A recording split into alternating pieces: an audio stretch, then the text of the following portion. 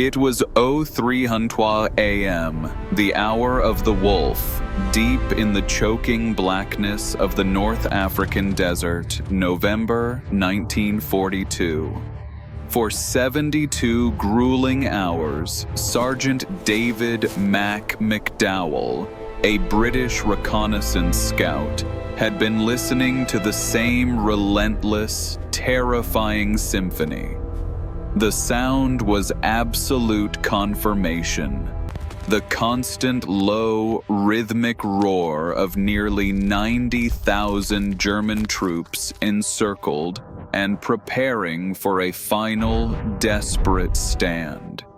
The metallic grind of panzer tracks, the distinctive high-pitched whine of radio traffic, and the guttural shouts of German command all promised a major, bloody confrontation at dawn.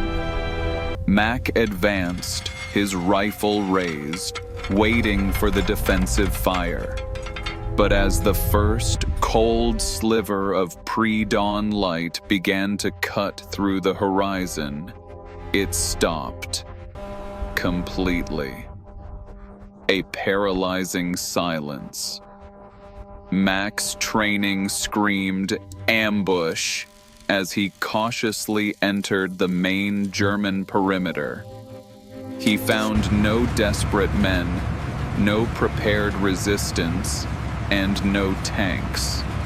Only silence and the faint scent of stale gasoline.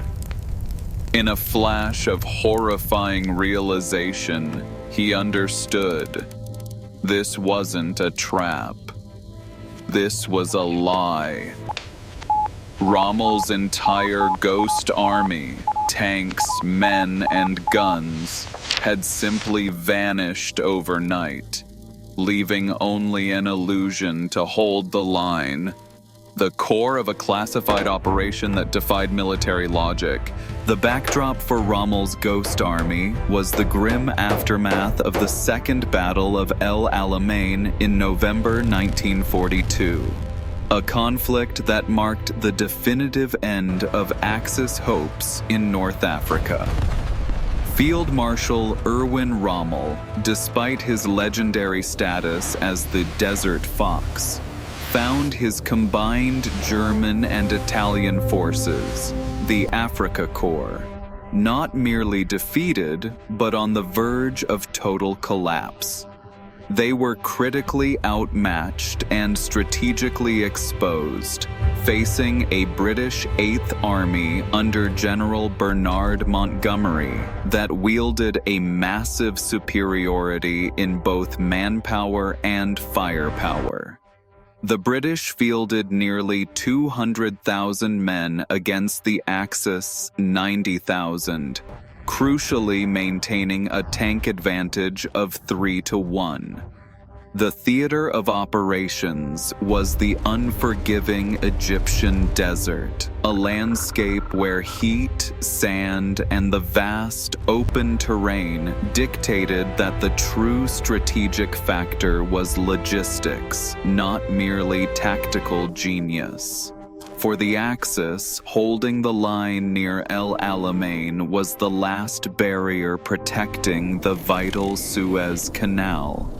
However, the continuous, crippling failures of German supply lines across the Mediterranean, constantly harassed by Allied air and naval power, meant that Rommel's formidable armored divisions were starved of fuel, ammunition, and replacement parts.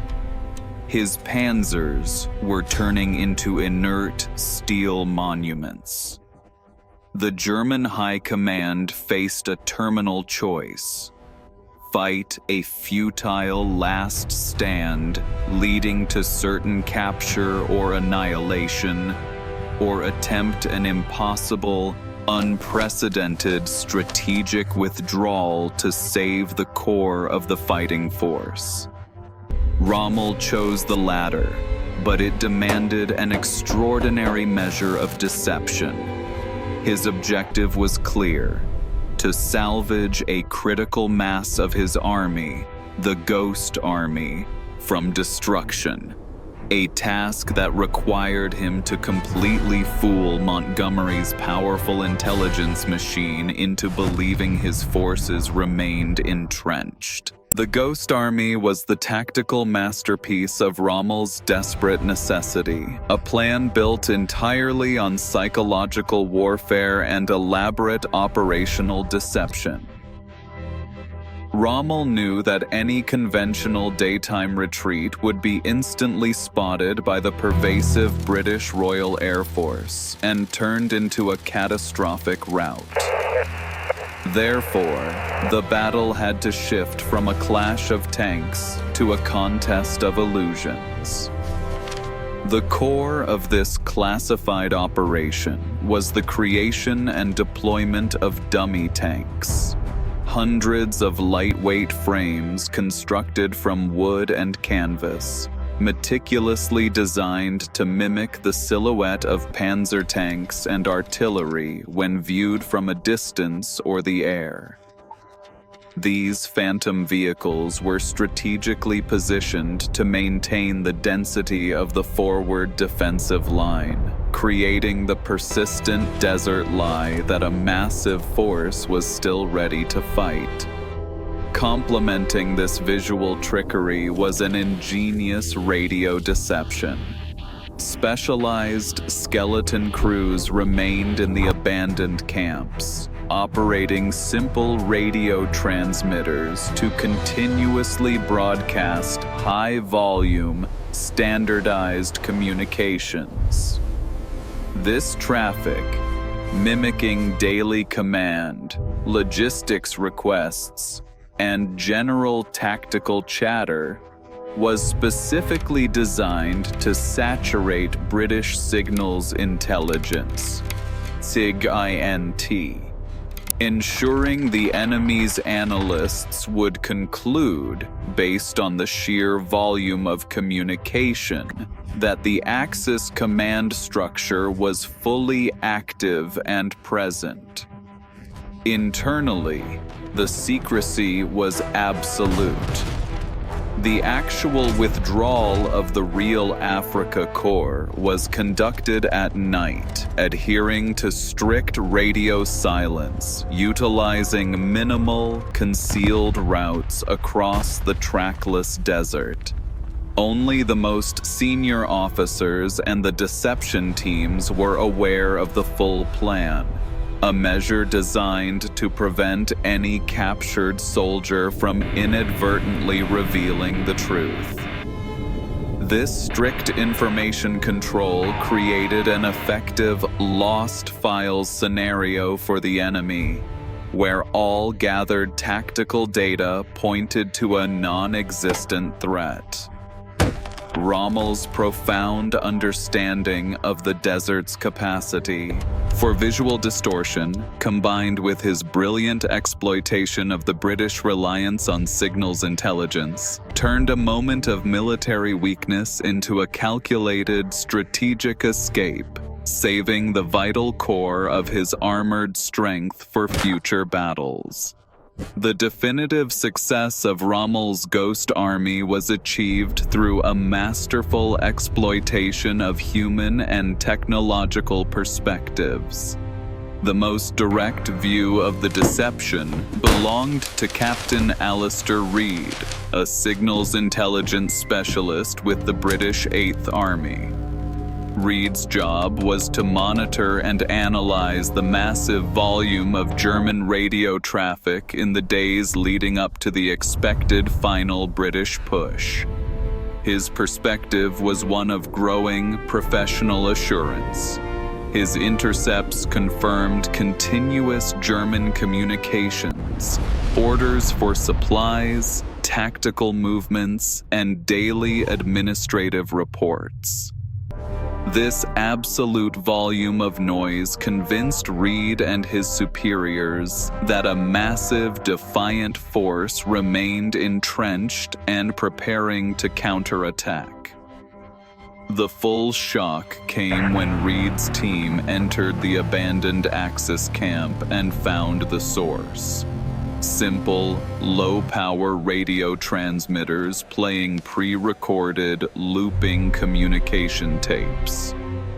The deception was so flawlessly executed, employing correct call signs and frequencies, that it rendered all of Reed's diligently recorded lost files of signals data utterly meaningless.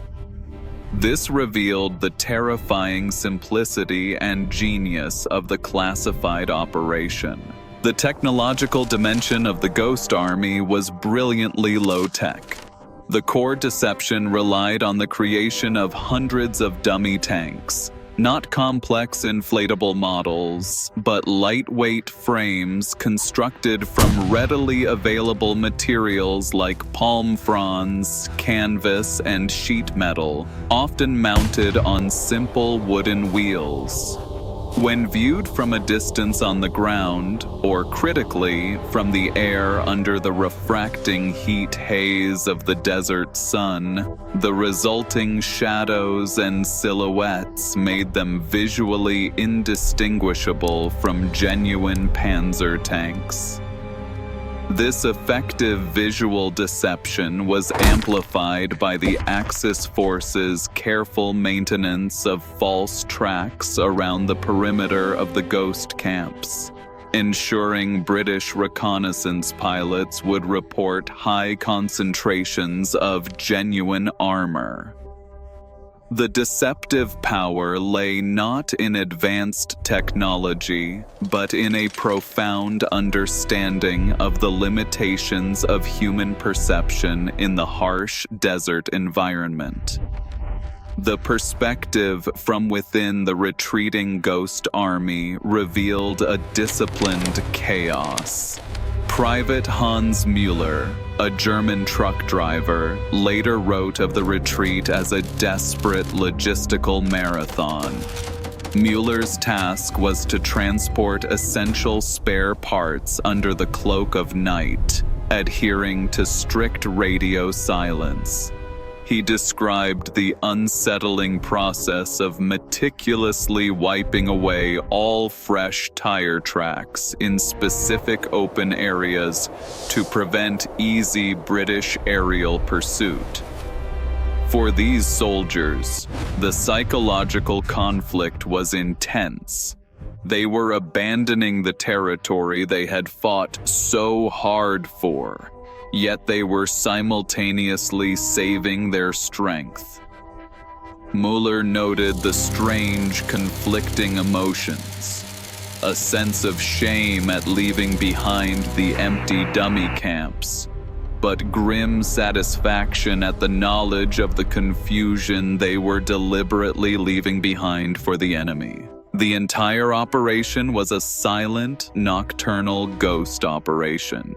The ethical and political dilemma focused on General Montgomery, the British commander. He faced intense criticism after the event for his characteristic caution, which allowed Rommel to execute the withdrawal so cleanly. Montgomery consistently argued that the persistent intelligence, the continuous radio traffic, and the aerial photographs confirming the large force made a reckless, unprepared pursuit an unacceptable risk. His ethical priority, to protect his own troops versus the pressure to relentlessly destroy the enemy, was flawlessly exploited by Rommel. The desert lie forced Montgomery into a defensive posture, buying Rommel days and allowing him to establish a new, viable defensive line further west.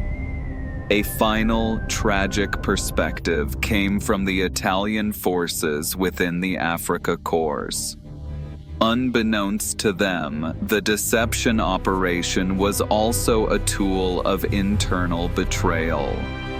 Rommel intentionally used his Italian units as a transparent delaying screen to cover the withdrawal of his most valuable German panzer divisions. The deception was effective against the enemy, but its side effect was a brutal internal fracture.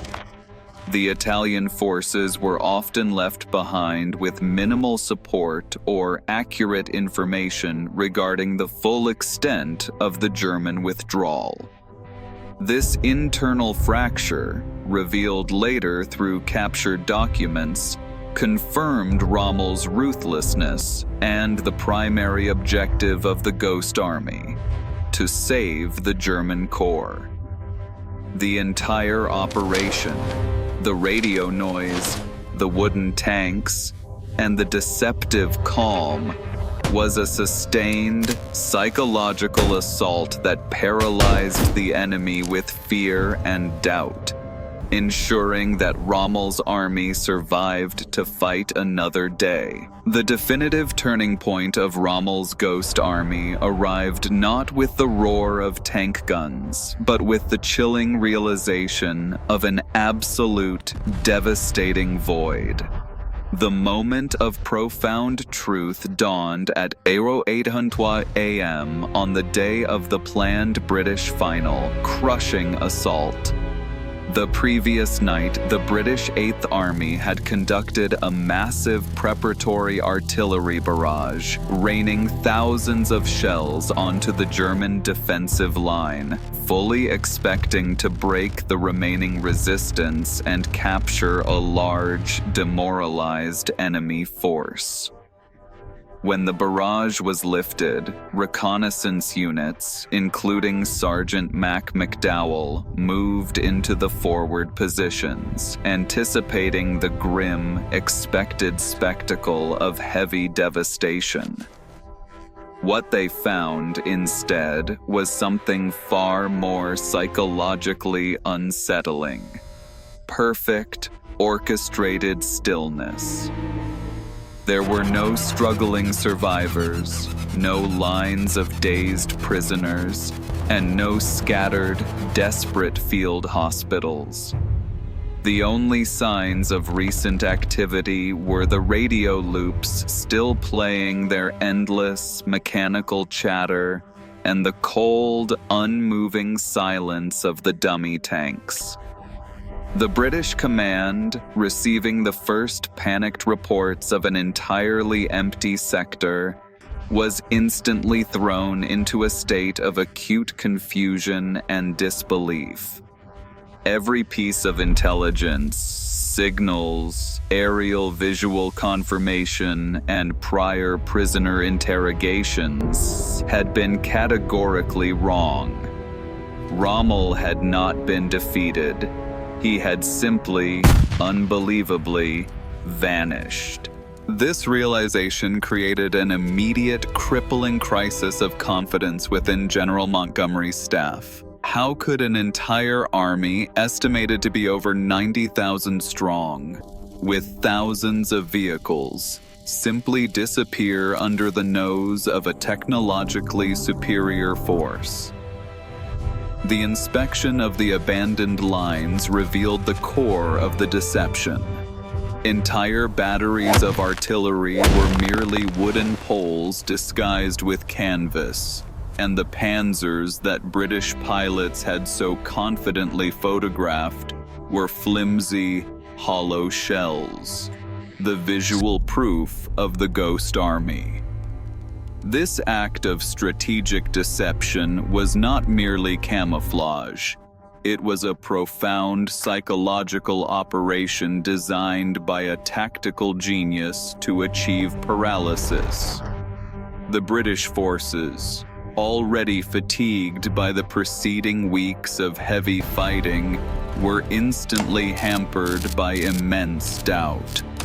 The immediate instinct was not a relentless, swift pursuit, but one of overwhelming caution. Was this a trap? Was Rommel waiting in reserve with a powerful, concealed armored unit, cunningly drawing them into a deeper counter-ambush. This moment of psychological paralysis was the true intended weapon of the Desert Lie, allowing the real Axis forces to continue their unmolested retreat. The immediate consequence was the revelation that the British had expended thousands of tons of precious ammunition pounding an army of ghosts. While the Axis forces had suffered heavy losses in the initial stages of the Battle of El Alamein, the flawless execution of the withdrawal meant that Rommel had successfully salvaged a vital core force of approximately 30,000 German and Italian troops and several hundred crucial tanks, all of which were rapidly withdrawing towards the west. This saved force represented the remaining effective armored and operational capability of the Axis in North Africa. The consequence was that the war in North Africa, which Montgomery had believed was on the brink of conclusion, was suddenly prolonged, forcing the British to engage in weeks of a grueling, difficult pursuit instead of a rapid mop-up operation. The moment the British realized the full scale of the Phantom Army became the definitive step that validated Rommel's tactical genius for evasion. The full shock extended to the intelligence community. Captain Reed's signals team was immediately subjected to intense internal scrutiny, their detailed lost files of intercepted German radio traffic now viewed as useless deception. The subsequent technical analysis revealed that the radio traffic was so meticulously executed, utilizing correct call signs, authentic frequencies, and even operator signatures, that no human analyst could have distinguished it from a genuine command structure. This confirmed the comprehensive nature of Rommel's classified operation. The enduring psychological impact on the British frontline troops was immense. After weeks of fierce fighting and the belief that decisive victory was imminent, the discovery of the wooden dummy tanks felt like a profound sense of betrayal, a cruel mockery of their efforts. This psychological defeat, though temporary, was exactly the goal of the Ghost Army. Rommel had robbed the British of the clean, morale-boosting victory they craved.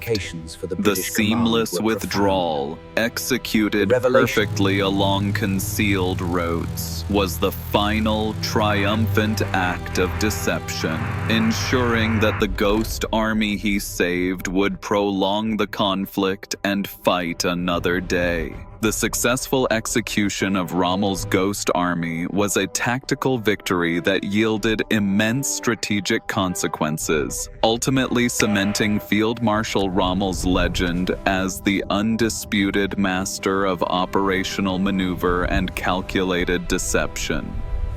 The most significant immediate military outcome was the preservation of the Afrika Korps' core fighting capability. By salvaging approximately 30,000 troops and several hundred crucial panzer units, Rommel denied the British the clean, total annihilation they sought at El Alamein. Had these forces been captured or destroyed, the Allied advance would have been rapid and decisive. Instead, the British Eighth Army was forced into a grinding, difficult pursuit across hundreds of miles of unforgiving desert, consuming valuable time and resources, and allowing the Axis forces to establish subsequent, difficult defensive lines further west. The political and psychological ramifications for the British command were profound. The revelation of the desert lie led to immediate, intense scrutiny of British intelligence methodologies. General Montgomery, though often criticized for his characteristic caution, found his defensive posture retrospectively justified, as the intelligence he received, the continuous radio traffic and confirming aerial photographs, pointed unequivocally to the presence of a massive, active German force.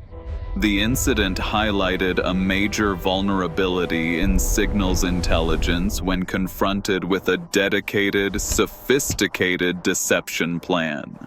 The lost files, the detailed radio logs proving the continuous German chatter, were exhaustively analyzed for years to understand precisely how the simple trick of looping broadcasts and dummy equipment had managed to fool the entire British signals apparatus.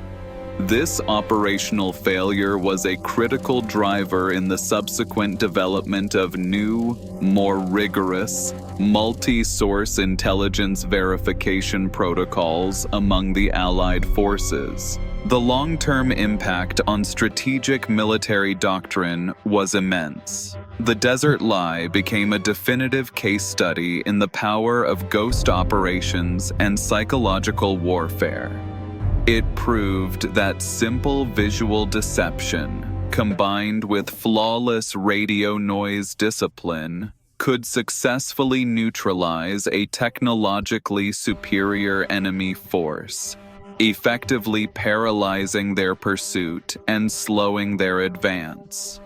Rommel's tactical genius lay not in fighting, but in vanishing, forcing the enemy to contend with an army that, tragically for the British, did not physically exist.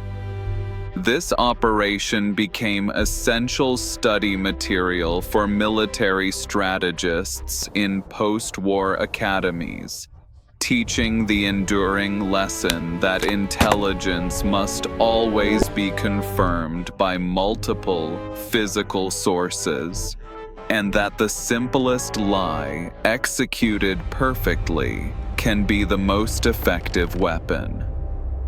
On the German side, the success of the Ghost Army provided a much-needed psychological boost amid the strategic retreat, reinforcing the myth of the Desert Fox as a commander who could achieve the impossible with minimal resources. Ultimately, this brilliant act of evasion did not change the final outcome of the North African campaign, but it fundamentally altered its timeline and stands as a timeless testament to the power of operational deception.